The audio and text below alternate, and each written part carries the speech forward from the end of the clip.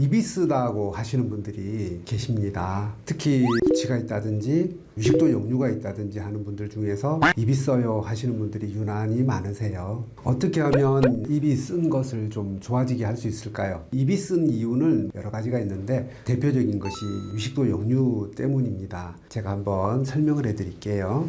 음식을 먹으면 식도에서 위장으로 음식이 내려오고요. 그 다음에 위장을 거쳐서 십이지장 쪽으로 내려가요. 그럼 십이지장이 넘어간 것들이 이제 소장에서 이제 흡수가 되거든요. 근데 음식이 들어와서 소화되는 과정에서 위산을 뿜어대요. 소화를 시키고 또 살균도 해줘야 되니까 위산을 뿜어댑니다. 근데 위산이 아시다시피 강산이거든요. pH 2예요. 그러면 거의 염산 수준입니다. 그래서 굉장히 강한 강산성이에요. 위벽에는 점막이라고 해서 강한 산이라든지 자극적인 음식이라든지 이런 것들을 이제 보호해주는 점막층이 있습니다. 그래서 위벽을 보호해줘요. 그런데 이게 이제 위산이 이렇게 머금은 음식물들이 내려가면 소장부터는 위벽을 보호해주는 점막층이 없습니다. 그러면 이제 큰일 나겠죠. 그래서 음식이 들어가고 나서 간에서 담즙을 만들어요. 담즙을 만든 것이 담낭을 통해서 바로 들어오기도 하고 담낭을 좀 거쳐서 들어오게 돼요. 담낭의 목적은 한꺼번에 모아두는 거죠. 정수기에 보시면 직수 방식이 있고 또 이렇게 물탱크에다 저장했다가 하는 방식이 있어요. 직수 방식은 장점은 저장하지 않으니까 물때가 안 끼니까 더 위생적인데, 물탱크가 있는 정수기의 장점은 뭐냐면 한꺼번에 많은 물을 빼낼 적에는 물탱크가 있는 것이 유리하더라고요. 직수 방식은 물이 쫄쫄쫄쫄 나와요. 담낭도 그런 것이에요. 주로 이 담즙은 지방식을 소화를 시켜주는 효과가 있거든요. 그래서 고기를 먹었다든지 했을 때는 담낭에 있던 담즙들이 한꺼번에 쭉 많이 나와주면 소화가 잘 되겠죠. 그런 것 때문에 담낭에다가 담즙을 좀 모아두기도 하고 아니면 직수 방식으로 바로 내려오기도 합니다. 담관을 통해서 내려와서 그 다음에 췌장을 통과해요. 췌장에서도 소화 효소를 만들어냅니다. 여러 가지 효소들을 만들어내요. 또 인슐린도 만들어냅니다. 그래서 이 담즙과 췌장이 합쳐져서 이 십이지장으로 내려와서 이 강산을, 이거는 알칼리예요. 그래서 중화를 시켜서 장에 부담이 되지 않도록.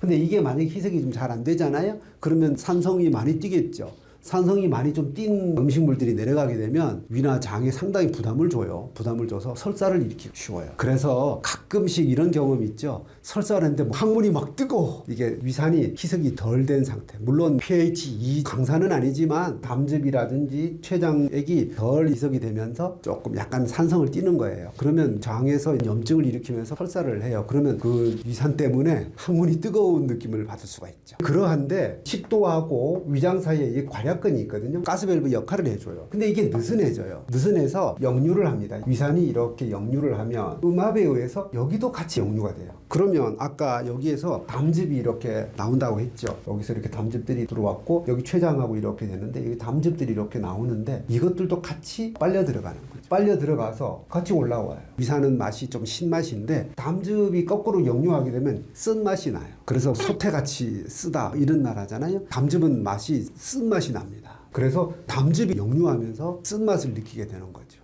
자, 그리고 내 혀의 감각 이상으로 느낄 수도 있어요.